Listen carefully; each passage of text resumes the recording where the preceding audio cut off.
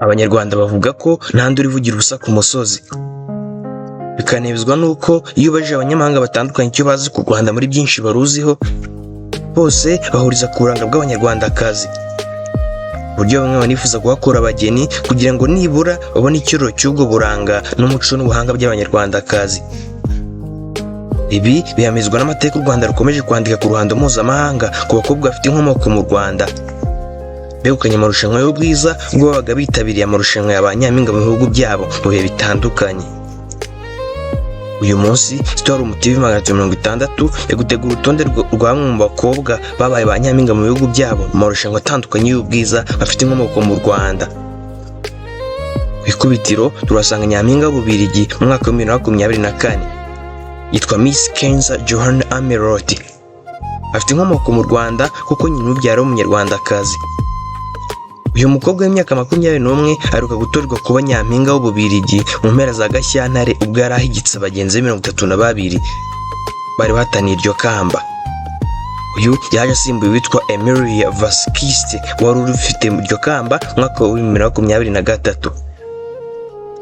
Ni umukobwa wa Gakire Joseline yakuriye i Burundi nyuma agataha mu Rwanda, ari naho yavuye yerekeza mu Bubiligi yashakiye akanabyarira umukobwa we Kenza Amiroti.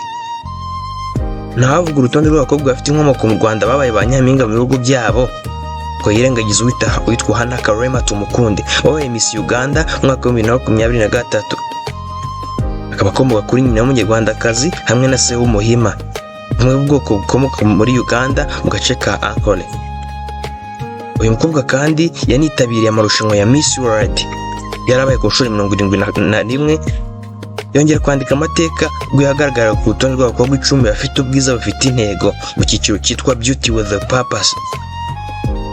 Muri aya marushanwa Miss Tumukunde yahatanye n'abandi bakobwa batandukanye barimo Umunyatanzania witwa Halima Ahmad Kope, Resego Chombo wabaye Miss Botswana mu mwaka wa 2022 ndetse n'itwa Leticia Frota wo muri Brazil na Miss World Trinidad na Tobago, Arch Abrahams n'abandi.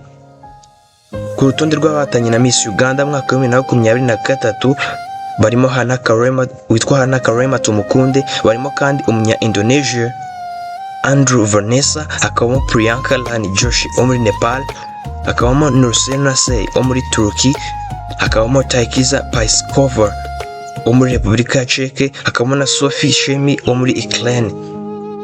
Miss World ni irushanwa ry'ubwiza ryitabirwa n'abakobwa barenga 100 barimo 25 bagari umugabane wa Afurika.